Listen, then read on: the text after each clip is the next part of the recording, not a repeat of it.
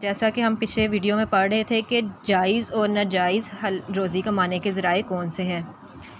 شراب، سور کی لین دین، یعنی سور وہ جانور جس کو اسلام نے حرام قرار دیا ہے، سودی کاروبار کی لین دین،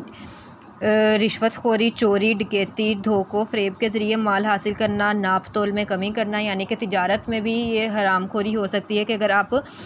ناپ تول میں کمی کریں گے، ملاوٹ کریں گے، جوا، منشیاتی خرید و فروخت، اور سمگلنگ وغیرہ کیا ہے؟ سمگلنگ غیر قانونی طریقے سے کوئی چیز کی خرید و فروخت کرنا، یہ کیا اسلام میں حرام قرار ہیں، اور ان سے کمایا گیا پیسہ بھی حرام ہے۔ اور حرام خوری کا یہ انجام ہوتا ہے کہ جو حرام کماتا ہے یا اپنے بچوں کو کھلاتا ہے تو اس کی اور اس کے بچوں کی دعا قبول نہیں ہوتی، ان کی اللہ کے آگے کی گئی کوئی عبادت بھی قبول نہیں ہوگی۔ اس کے بعد ہے کسب حلال کی اہمیت و فضیلت۔ اسلام نے کسب حلال کی اہمیت پہ بہت زور دیا ہے۔ حلال روزی کمانا عبادت ہے، مگر اس کے بعد عبادت ہونے کا یہ مسئلہ نہیں کہ دوسری تمام عبادات مثلا نماز، روزہ وغیرہ کو کاروبار اور ملازمت کی وجہ سے چھوڑ دیا جائے، یعنی کہ یہ ایک عبادت ہے اگر ہم حلال طریقے سے روزی کمائیں گے، لیکن اس کا مطلب یہ نہیں کہ ہم باقی عبادات کو بالائے طاق رکھ دیں اور صرف اسی عبادت میں لگے رہیں، باقی جو ہیں وہ کوئی عبادت کریں ہی نہ۔ ایک روایت میں نبی کریم صلی اللہ علیہ وسلم نے فرمایا، اہل و عیال کے لیے رزق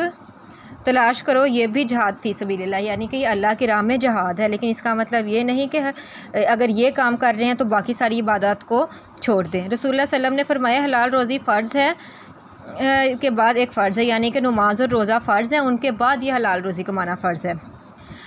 اسی طرح نبی کریم صلی اللہ علیہ وسلم نے فرمایا، ہاتھ کی کمائی سے بہتر اور کوئی کھانا نہیں، یعنی جو انسان نے ہاتھ سے کمایا ہو، محنت سے کمایا ہو، اس سے بہتر کوئی کھانا نہیں۔ اللہ کے نبی حضرت داؤد علیہ السلام اپنے ہاتھ سے کمائی کر کے کھاتے تھے۔ ایک شخص نے نبی کریم صلی اللہ علیہ وسلم سے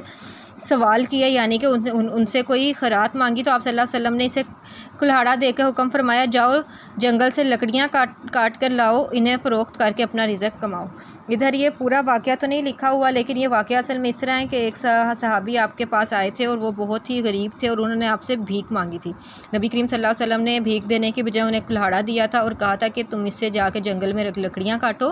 اور پھر انہیں بیچ کے تو اپنی روزی کماؤ۔ اور کچھ دنوں بعد وہ صحابی جب نبی کریم صلی اللہ علیہ وسلم کی خدمت میں دوبارہ حاضر ہوئے تو نبی کریم صلی اللہ علیہ وسلم نے ان سے ان کے حالات پوچھے، تو انہوں نے کہا کہ اب میں بہت ہی آسودہ حالات میں ہوں، یعنی کہ ایک بہت بہتر طریقے سے اپنی زندگی گزار رہا ہوں۔ یعنی کہ کیا اس کا مطلب ہے کہ ہمیں جو ہے وہ محنت سے کام کرنا چاہیے اور محنت میں ہی عظمت ہے، اسی لیے ہمیں حلال طریقے سے کمانا چاہیے بجائے کہ ہم